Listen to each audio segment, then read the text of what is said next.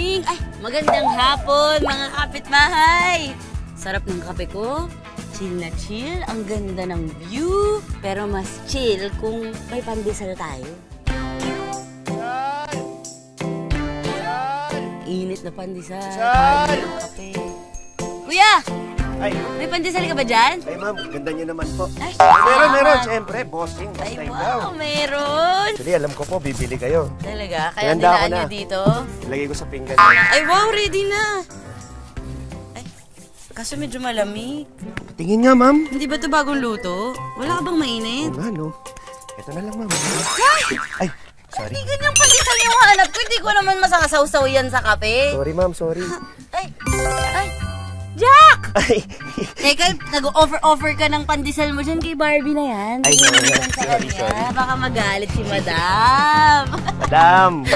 Shout out. Shout out sa'yo, ha? Ang mga kapitbahay, kitang-kita nyo naman ang ating special guest for today. The one and only pambansang abs! Yun, no? Parang mas type ko yung abs ng bayan. Gusto ko yan. Hello. Gusto ko yan. Ang aking tolls, Jack Roberto! Hi, mga kapitbahay. Gusto po yung lahat. Ba, kung buhatan lang ang usapan, mas panalo ko dyan. Nakikita mo ba to? Itong pandesal ko. Kung usapang abs, itabi nyo. At hindi magpapahuli si Jack Roberto. Nagsimula siya sa pagiging co-host sa Walang Tulugan at kinalaunan naging isa sa mga leading men ng kanyang real-life partner na si Barbie Forteza. Ngayon kilala na rin siya sa pagmumodelo, vlogging at pati pagiging negosyante.